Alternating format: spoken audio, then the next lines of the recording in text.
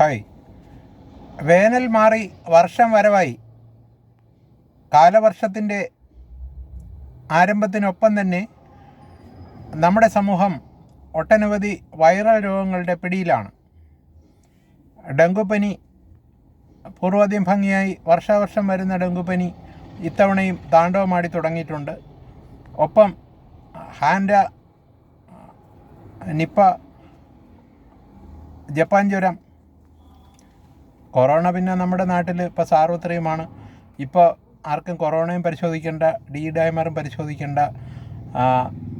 Corona ആണ് സംഭവമെന്ന് ഒട്ടനവധി പേർക്ക് ബോധ്യമായാൽ തന്നെ യാതൊരു ലോക്ക്ഡൗണോ സാമൂഹിക അകലമോ ഒന്നും പാലിക്കേണ്ട ആവശ്യവുമില്ല.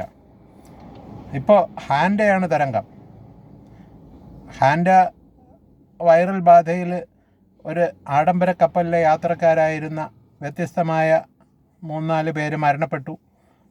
ലോകത്തിൽ അങ്ങോളം ഇങ്ങോളമുള്ള സമ്പന്ന രാജ്യങ്ങളിലെ സമ്പന്നരെല്ലാം യാത്ര അനുസ്യൂതം തുടരുകയാണ്.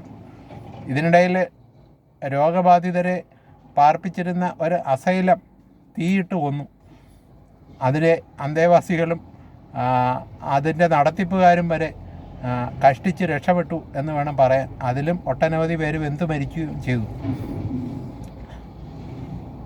ഇപ്പോൾ ഇബോളയാണ് താരം. ഇബോള ആഫ്രിക്കൻ രാജ്യങ്ങളെ കീഴടക്കുന്നു. ലോകാരോഗ്യ സംഘടന അതിനെതിരെ കരുതലും കാത്തിരിപ്പും ഒക്കെയാണ്. പ്രതിരോധ കുത്തിവയ്പ്പില്ല, പ്രത്യേകിച്ച് ചികിത്സയില്ല. അതുകൊണ്ട് വന്നാൽ മരണം തന്നെയാണ് മാർഗം.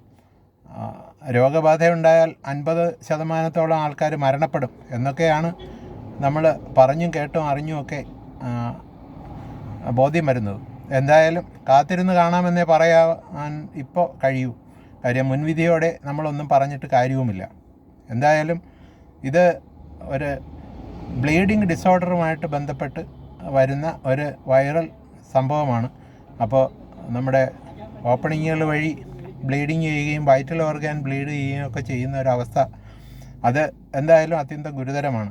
ഇപ്പോൾ കൊറോണയെ പറ്റി നമ്മൾ വളരെ ലാഘവത്തോടെ പറയുന്നെങ്കിലും ഈ കൊറോണ ബാധ വന്ന് അത് റിക്കവറി ചെയ്താലും ഒരു സമൂഹത്തിൽ ഒരുമിച്ച് ബഹുഭൂരിപക്ഷം ആൾക്കാർ ഫ്രീസഡായി കഴിഞ്ഞാൽ ആ സമൂഹത്തിന് റിക്കവർ ചെയ്യാൻ കഴിയില്ല. അറിയാം, പാൽക്കാരനും പത്രക്കാരനും ഇല്ലെങ്കിലും നമുക്ക് പാൽച്ചായ ഒഴിവാക്കാം, പത്രം വായിക്കാതിരിക്കാം. പക്ഷേ ഈ നിത്യവും നമുക്ക് അന്നം തരുന്നതും അഭയം തരുന്നതുമായ എല്ലാവരും കൊറോണ വന്ന് പെട്ടുപോയാൽ നമുക്ക് ആരും പരസ്പരം സമാശ്വാസം ഉണ്ടാവില്ല. ഇപ്പോൾ നമ്മൾ എല്ലാവരും ആക്റ്റീവായിരിക്കുന്നൊരു സമൂഹത്തിൽ ഞാൻ സമ്പന്നനാണ്, എനിക്ക് സമ്പത്തുണ്ട്, അതുകൊണ്ട് എനിക്ക് മറ്റാരെയും ആശ്രയിക്കേണ്ടി വരില്ല എന്നൊക്കെ നമുക്ക് ഒരു മിഥ്യാബോധം ഉണ്ടാവാം.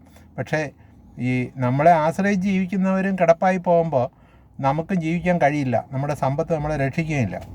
ഓക്കെ, കാര്യങ്ങൾ ഇങ്ങനെയൊക്കെയാണ്. ഞാനീ പറഞ്ഞതെല്ലാം സമകാലിക വാർത്തയിൽ നിന്ന് വായിച്ചെടുത്തതാണ്. ഇത് എല്ലാം എന്നെക്കാളും കൂടുതൽ കാര്യമായിട്ട് നിങ്ങൾക്കും അറിയാം. പക്ഷേ പറഞ്ഞു വരുന്ന ഇതൊന്നുമല്ല. നമ്മൾ ഇപ്പോൾ ഒരു ഡിസ്പോസിബിൾ സംസ്കാരത്തിൻ്റെ ഭാഗമായിട്ട് ഉള്ള ആൾക്കൂട്ടമാണ്.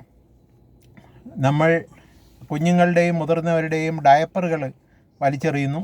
അഥവാ ഇനി ഡസ്റ്റ്ബിന്നിൽ തന്നെ ഡംപ് ചെയ്യുകയാണെങ്കിൽ തന്നെയും അതിൻ്റെ മൈക്രോബിയൽ ഇൻവേഷൻ സാന്നിധ്യത്തെ ഒന്ന് ഡിസിൻറ്റഗ്രേറ്റ് ചെയ്യാനായിട്ട് ഒരു നടപടിയും നമ്മൾ സ്വീകരിക്കുന്നില്ല. അത് ഡിസ്പോസ് ചെയ്യാൻ കൊണ്ടുപോകുന്നതും എന്നോ എപ്പോഴോ ആരോ ആണ്. യാതൊരു ട്രാക്കിങ്ങും ഇല്ല.